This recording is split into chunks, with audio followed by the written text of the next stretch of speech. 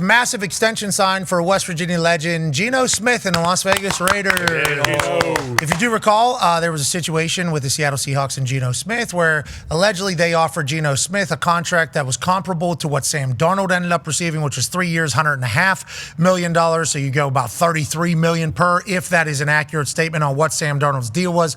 Obviously, public numbers versus actual numbers have been a little bit different here whenever it comes to NFL contracts since the beginning of time. This one's 2 years, $75 million. That could go up to $85.5 million. Congratulations on $66.5 million guaranteed at this stage. Brand new home in Las Vegas, and Geno Smith, you're the guy to lead this next era in Las Vegas. Congratulations. Yeah. Obviously, he led like the number one offense in the NFL like 2 years ago, 3 years ago. Seattle then obviously underwent a lot of change, a lot of turnover. They're trying to start brand new. Sam Darnold will be the quarterback for that in the Schneider-McDonald era as opposed to the Schneider-Carroll era. Pete Carroll, now the head coach at Las Vegas. Geno Smith follows him over there after turning down a deal for $33.5 million to get $37.5 million, it appears. So congratulations to Geno. I'm happy for him, and Tom Brady really, really likes him. And I think that could maybe be the best compliment that Geno Smith has ever got. Yeah, it's multiple years, like you just mentioned it. The first quarterback that Tom Brady has paid. Yeah, first one. And traded for. Like actually gave stuff up to get him, not just like a free agent, but the Darnold contract, the entire thing was, hey, this is actually just a 1 year deal.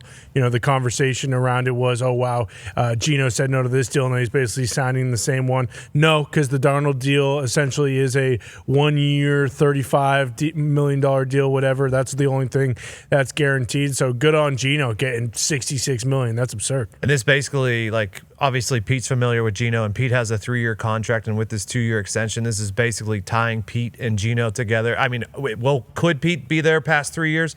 Who knows? He could be, but for these 3 years where the Raiders are trying to flip their culture and everything around and kind of get just like the base layer of what this organization is going to be moving forward and changing that culture from what it has been.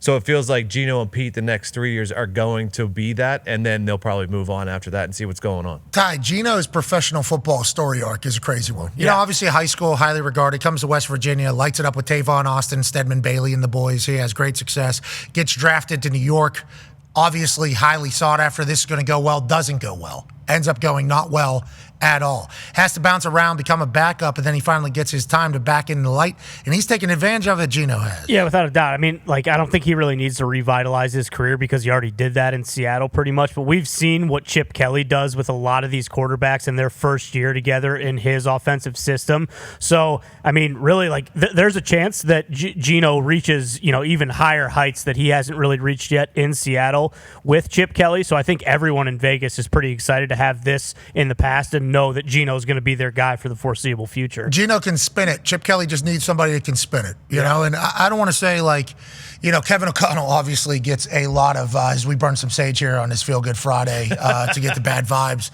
out of this place. Chip Kelly, Kevin O'Connell gets a lot of love on what he can do in an offense. What Chip Kelly can do with an offense, just an offense, not having to worry about anything else. We saw whenever he goes to Ohio State. Obviously, college ball different than the NFL. He has experience in the NFL. He obviously has experience in college as well. It has massive success fresh out of the Will Howard 3rd and 11 call to Jeremiah Smith. They have more talent than everybody. Okay, look up the plays. Look how wide open everybody is. Chip Kelly was what they like to call in his bag during the playoff run. And I don't want to say it seemed like there was levels to this shit, but it did feel like obviously they had great players, but the way they were setting things up and how they were working and manipulating the defense, it's like Chip Kelly's brain is a very good one when it comes to offensive football. People would judge him as a head coach for the Philadelphia Eagles in the NFL. It didn't work out there. It's like, okay, still got a head coaching job in Philadelphia because of how great he was in Oregon. Then he goes to UCLA. I don't think he has a lot of like help. Support. The support, I think, from a lot of different, you know, avenues that you need support in the current landscape. Not saying that hasn't changed. We're just saying, like, feels like that was probably the case with Chip. Then he goes over to Ohio State, wins the national championship. Now he's back with the Raiders. I think he's on a point to prove himself as well. So if he gets a quarterback that can spin it, which Geno definitely can. If he gets a quarterback that understands defenses, what Geno certainly has for how long he's been around the NFL. And you also have Brock Bowers over there still. I mean, there is a chance that what Chip Kelly's able to cook up with this offense with Geno, to your point, we do see maybe the best Geno that we've seen. And that has to be awesome for Geno to think. He gets more money than he was going to get in Seattle. He gets a chance to go back with Pete Carroll.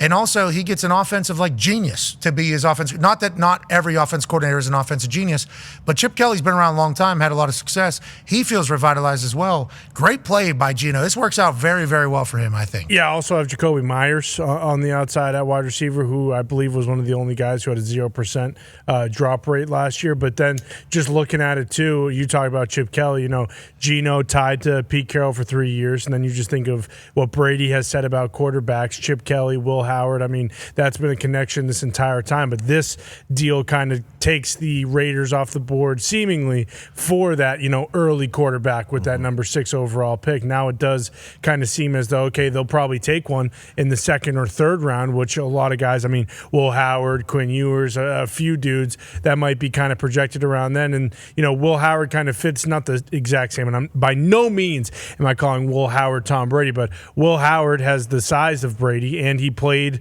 kind of a similar college football role as Tom Brady. Will Howard played a lot more, started a lot more games, but he was there till his senior year. He played in big games just like Brady at a big school just like Brady, and that would kind of fit the bill. And Tom has been so steadfast in the thought of, hey, the most important thing for these young guys isn't rushing them, for them to sit behind and for them to kind of learn behind someone. And now Vegas kind of does turn into one of those places that becomes a perfect place for a younger guy to come in, not have to start right away, can learn behind Geno, no pressure to be the guy right off the bat. And, you mentioned Brock Bowers. Any quarterback, whether they're young or old, having a Brock Bowers who is, 120 catch a year guy now, right off the bat as a rookie, he's going to be good for so long. So that would be one of those spots now you kind of circle for a perfect situation for a younger guy. Every decision